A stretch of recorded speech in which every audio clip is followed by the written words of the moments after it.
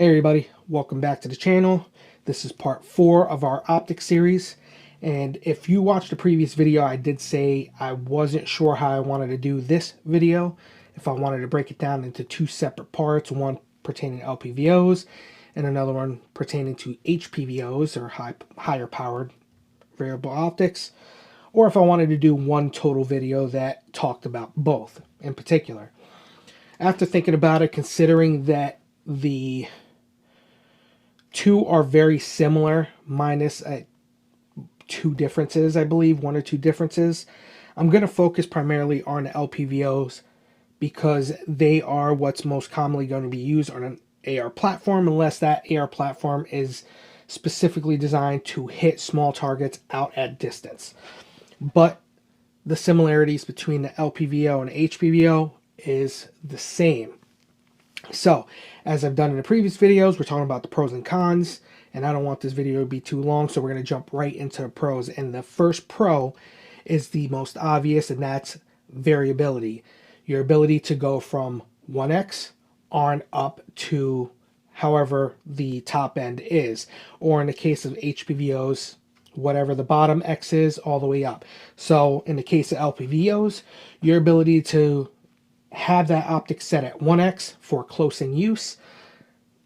It's not 100% perfect like it would be on a red dot or a holographic or a 1x prism, but it is very, very, very close to 1x, especially when you're talking about a lot of the newer optics. That 1x has gotten damn near true to a real 1x looking sight picture, if you will. So having that 1x capability for close in, and then being able to magnify up to whatever the highest magnification range is on that particular optic, and be able to use everything in between. The example I have here on my bench is the Primary Arms PLXC, which is their highest tiered optics line, the PLX. The C is the compact, so this is a smaller variant or shorter variant, and this one is a 1:8 by 24 first focal plane, and that utilizes the Griffin Mill reticle. They have a couple other reticles as well to choose from, but that is the option that I chose to go with for demonstration purposes and just for visuals. And then for the HPVO, I have a Nikon black FX1000. Nikon no longer makes the rifle optics anymore, which is a shame because they were doing pretty good stuff with this. This is their first iteration into, say, a PRS style higher end optic, and right after, about a year after they made these, they decided to shut down that production line for all optics, so, or at least firearm optics. But anyway, these are the two options I have. So the first one, pro, is the variability, being able to use a wide magnification range from 1x on up. The second pro is going to be a much higher magnification range. So as I spoke about in the magnified prism video, your magnified prisms, aside from I think one or two companies that do it, really I think it's only one, but you are set at one particular magnification setting. So whether it be a 1.5, 2x, 2.5x, 3, 4, 5, 6x, whatever that is, you're going to be constant at that magnification range. There's no variability whatsoever. Now, you have the Spectre DR. I'm trying to remember the name of the company because it escapes me right now, but basically it's like it's a variable prism, and it has a rotating prism within the optic body that will give you 1x and then go straight to 4x or straight to 6x. I think that's the two they have, is a 4x and a 6x model. Very expensive. Not too many people make it. I honestly believe they're the only ones that make that. And that's pretty much it. So with the LPVOs or the HPVOs, you're getting a much higher magnification range to utilize that is at your disposal, or your option to choose if you're looking into purchasing one based on your needs and your surroundings. The third one is it's the widest variety of reticle options available to you. So whatever it is that you're looking for that optic to do, or looking to get out of that optic, or an LPVO or an HPVO, you're going to have a reticle that out there that's going to fit your needs. Most of that is going to come with use. So you may get something that looks like it's going to fit your role, use it, and then it's not quite what you're looking for. And that's unfortunately one of the downsides of optics like these. But as you get into the shooting world, if you're new to this, once you've been around for a little bit, you hone in on what exactly it is that you're looking for, and you'll know ahead of time. But typically when you're new, you don't know until you start getting hands-on time and getting that experience and realizing this is what works for me over here for this scenario, or whatever the case may be. So just understand that. But you have a wide variety of reticle options that are going to they're going to fit just about any role that you may need or that you're looking to get out of that optic. The fourth pro that I have here is a forgiving eye relief, and that's a big issue with the magnified prisms. You have a much shorter eye relief, so head position tends to be a very big deal, especially when you combine that with the tight eye box, so that movement left, right, up, and down, having it being a real tight window. Combine that with the short eye relief, it makes it not the most pleasant to shoot in certain instances, especially when you're shooting from unconventional positions. So it's doable. It takes more training and more muscle memory to fall into that head position all the time. LPVOs in particular, and even the HPVOs, depending on the magnification range, the overall magnification range, and who made it, you're going to get a lot more forgiving eye relief. I know this one over here, I believe, is like 3.8 or 4 inches of eye relief. It's a very long eye relief. I mean that this is a pistol configuration, and I don't have that length of pull that I would with a normal stock. Where it's set up right now is on the very edge of being slightly too short for the eye relief. So you get a very forgiving eye relief. And the last pro, which I did kind of talk on earlier, is that usable 1X. So I know you'll hear a lot of people saying you can't run an LPVO like a red dot, and I'm telling you that is absolutely false. Now, if you have an LPVO that has a really warped fisheye effect when you're looking through that optic, and it doesn't have a reticle that's conducive to being able to use like a red dot, yes, that holds true.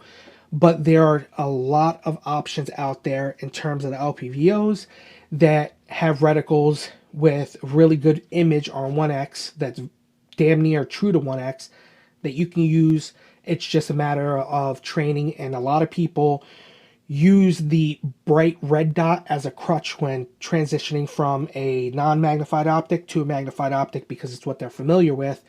And often it takes quite a bit of training to get familiar with that new optic. Having that bright red dot like illumination makes that transition easier for a lot of folks. And then you have companies like Vortex, Night Force, Primary Arms that all make LPVOs that have extremely bright center dots, so you can use it like a red dot. So that is the pros. Let's jump right into the cons. So the first one, and one of the biggest ones, and this is actually a two-parter, so I'm going to lump this up into one con, and that is size and weight.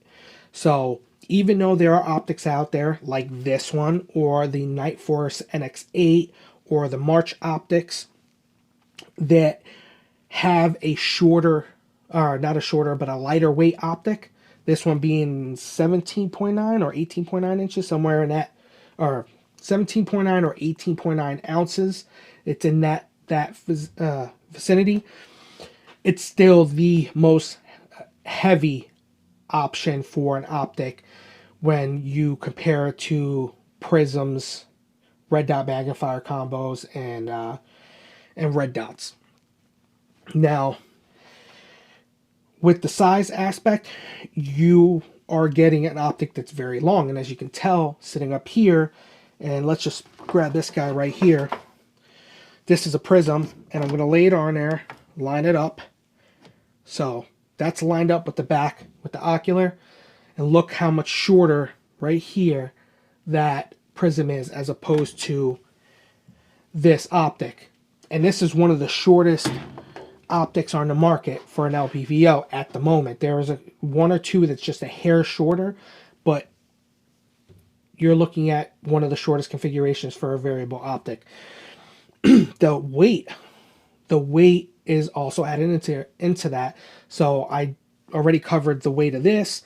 A lot of times you're going to see around 20 ounces for an LPVO, and then that doesn't include, which this is the fourth pro, or the third negative, and that is the need for a mount. So not only do you have to spend more money on a mount, or more money for a mount, and you're going to want to spend a decent amount of money to get a good mount, something that you can rely on, it's not going to lose zero or anything like that, or fail.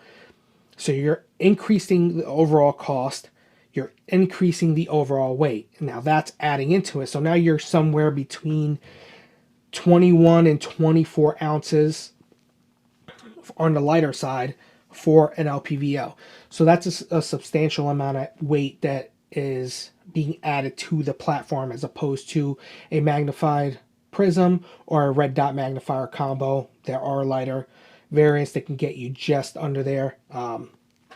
But, you know, the upside to the red dot magnifier combo when comparing it to this is that you can remove that magnifier and toss it in a dump pouch or in a dedicated pouch in your kit, and then just run just the single red dot or the holographic or non-magnified prism by itself, creating a lighter weight platform until you absolutely need to use that magnifier, and then you just slap it on there.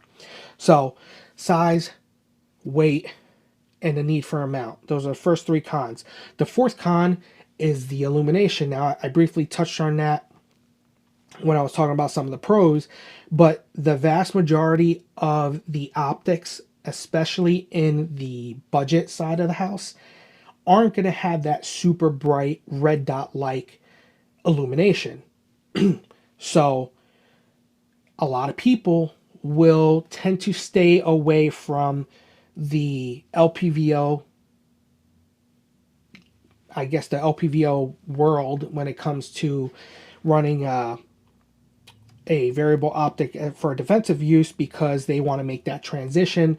And then typically what you're going to see is for that red dot like brightness, you're going to end up spending a lot of money, especially if it's a first focal plane. So if it's first focal plane and you're looking for that nuclear bright red dot like an aim point or such other, you're typically talking $2,500 or more for an optic, not including the cost of the mount. So people augment, or they shift gears and they add a red dot, whether it's top mounted or side mounted, and then now you're also increasing the cost furthermore by the need of a mount for that red dot and then the red dot. But now you're increasing your cost of training because now you got to get familiar. It's the same way that I covered that with the magnified prism video. So illumination, is it a necessity? No, you don't need it. For 90% of the time, you're not going to need it. You're really only going to need the illumination if you're in a situation where that reticle gets lost in a backdrop, so you need that contrast, or in dark scenarios, say night or indoors where there's not a lot of contrast. So that is the illumination side of things. Now, the one thing I'm going to piggyback off of with that is battery life is substantially reduced sometimes well under 100 hours, sometimes up around maybe 400 or 500 hours, depending on the optic.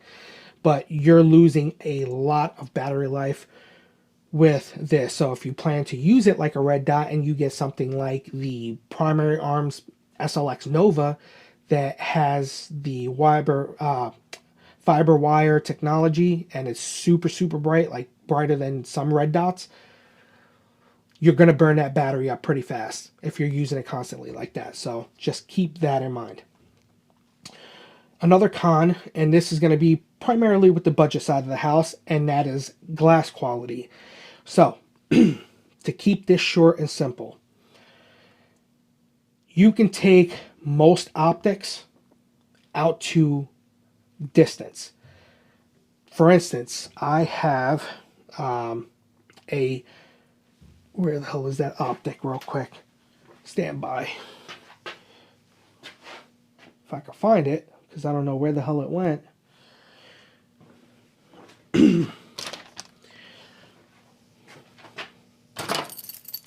It's got to be in here. It's got to be in here. Okay. So,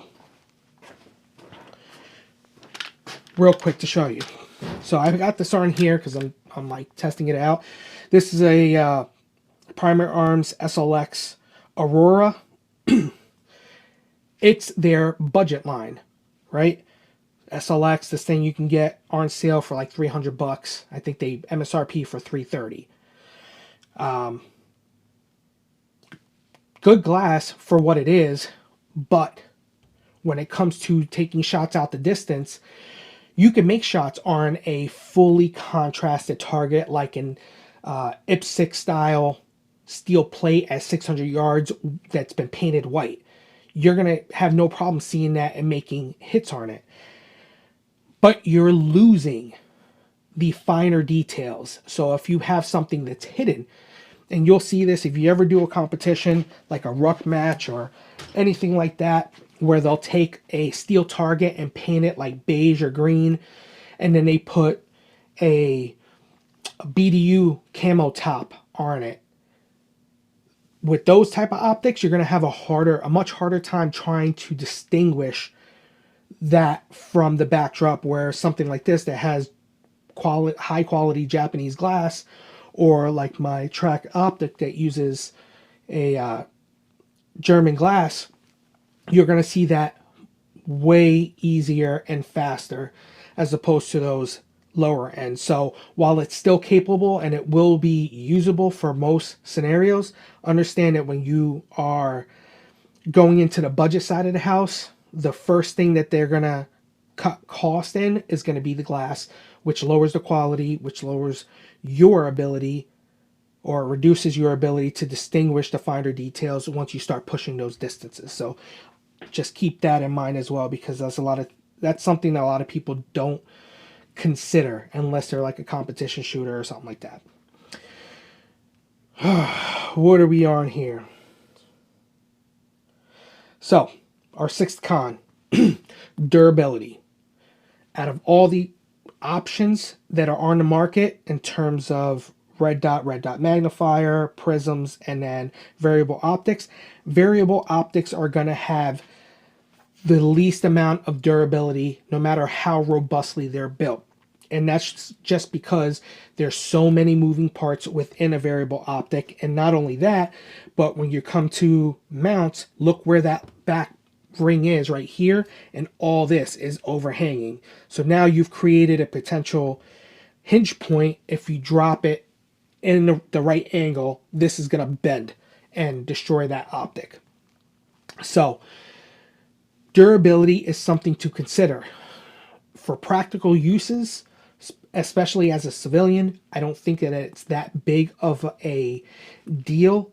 For military use, I see that being a deal, and that's why they stick with things like Night Force, because they're built like tanks.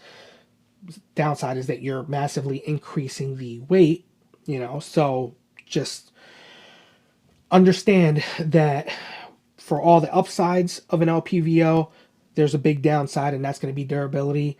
Is that something that should sway your decision? I don't think so, unless you know you're going to really abuse it. And in that case, you're going to want to spend money on an optic that is known for its robust and durable nature.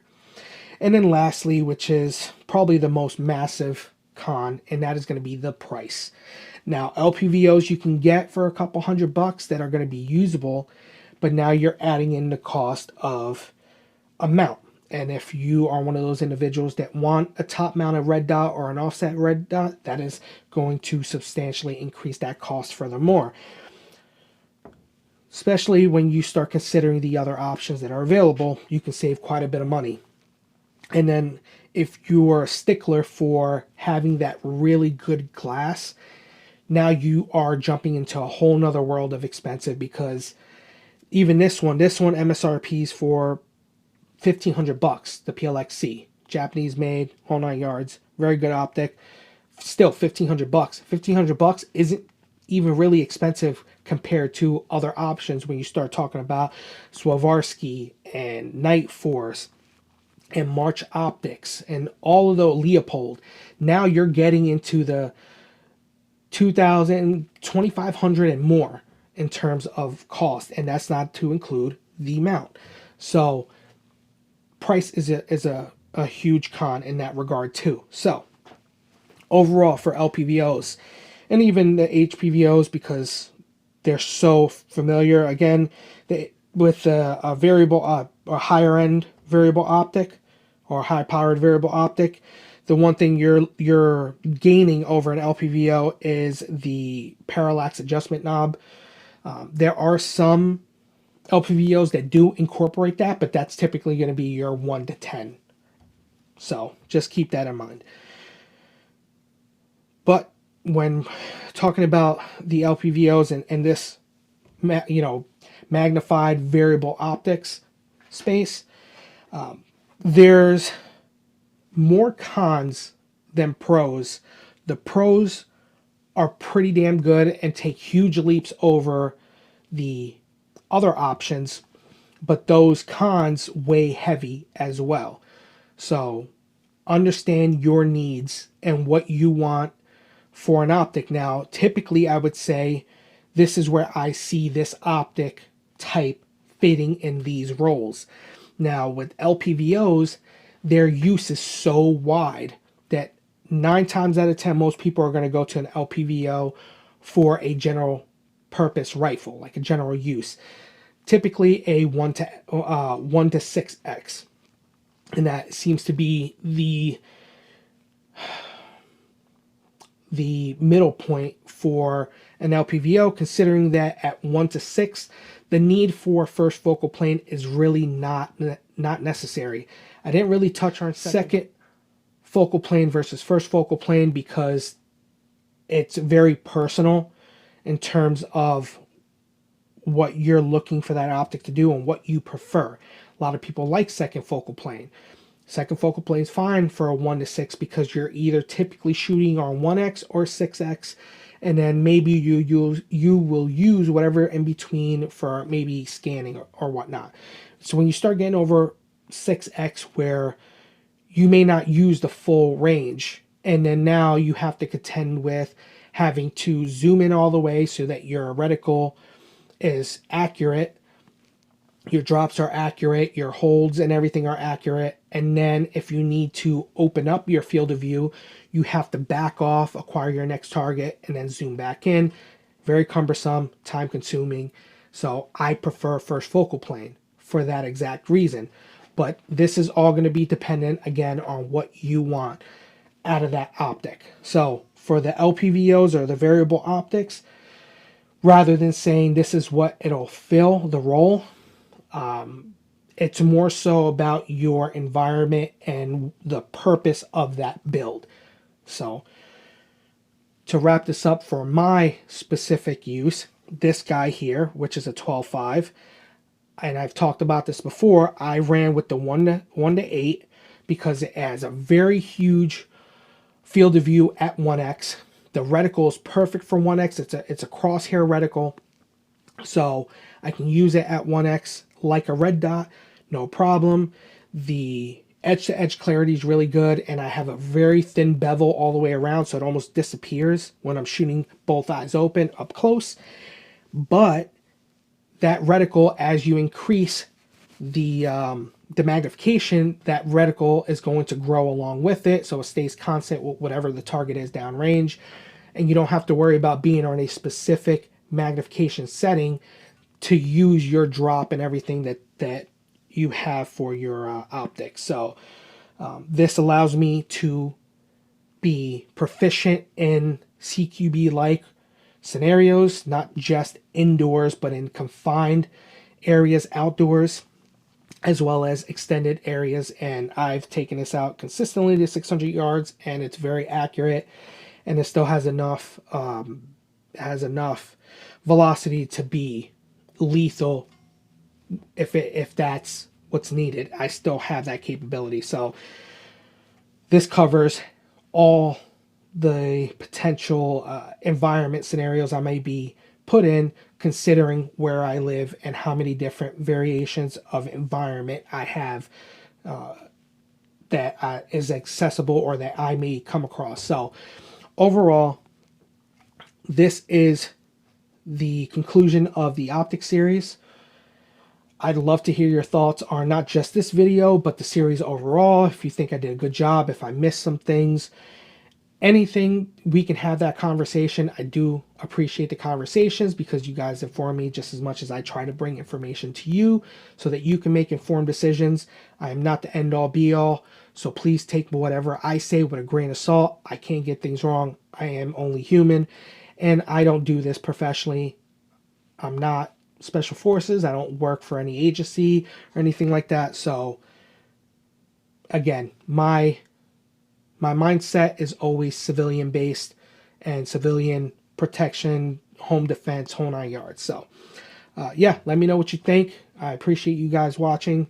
For those of you that have been sticking in with this, I really do appreciate it. And yeah, let me know what you think and stick around because I'm working on some other things. So thank you again for watching, and I'll catch you in the next video.